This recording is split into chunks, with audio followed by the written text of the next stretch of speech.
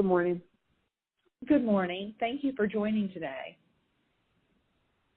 So we'd like to start off with getting a little bit more about your background and then leading into kind of what the climate is today for the behavioral health patient, particularly as it presents in the ED, and then what you see going forward as changes to the way that we manage that patient in that environment. Mm-hmm. I'm a social worker by trade, and I've been in behavioral health leadership probably for the last 10 years, so running psychiatric EDs, inpatient units, and behavioral health hospitals. Okay. So when you think about the behavioral health patient that presents in the ED, behavioral health encompasses so many things, right? Can you tell me, what the different types of behavioral health patients would be in the ED? Sure. I think it's a vast population and ever growing. So you have everyone from, what I would call the pleasantly depressed who are struggling with some adjustment disorder that's happened in their life, a divorce, a death in the family, grief, a college student who's stressed out, all the way to 19, 20, 21-year-olds who are experiencing their first psychotic break, and them and their families are in need of services for the first time in their life, to the chronically and persistently mentally ill who kind of come in and out of needing services because they're not med compliant, to the opioid crisis substance abuse patients that we're all treating on a daily basis, and then take it to the end of life, the geriatric patients who are incredibly medically compromised who come in, and it's an ED's job to figure out if it's delirium, med side effects, or in fact a behavioral health need. So I think the population is vast and ever growing.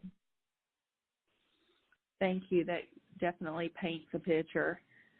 So as these patients are presenting in the ED, what we hear around the country and really globally is that the challenge is there because an ED is kind of set up to treat a patient and release them, but oftentimes you can't release these patients because they're not able to be released, or they're waiting for a bed to go to, so they're just in this holding pattern, kind of creating overcrowding and boarding for the ED. So there's limited things that the ED can do for them other than potentially keep them safe. Right. And thinking about this varied group that you've just described for me, which ones are best treated in the ED and which ones are best treated elsewhere? And when they're having to be held in the ED, what can we do for that patient? So that's a big question. I guess I'll start with what can we do? I think that behavioral health in this country is moving to a model of at-risk contracts and accountable care organizations. So if you know anything about those, it's systems are getting a set amount of money to take care of a patient in total.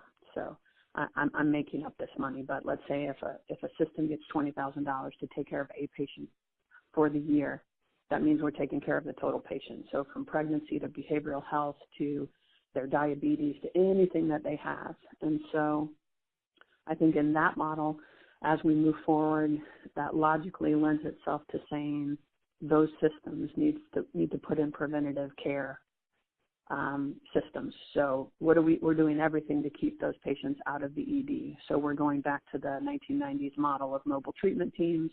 We're meeting people where they are because we know that the vast amount of money spent of that $20,000 will be spent if we need an admission. So when you look at it through that model, I think we have to go back to those systems dumping money into preventative care. If you're not in an at-risk model, and what can we do for those patients, I think there are several things we can do. I think it's, first of all, really looking at the different patient populations. So, the substance abuse using patient, which we're having more and more of in this opioid crisis, we really need to look at who can we treat in an ED and who do we need to move quickly to an outpatient setting.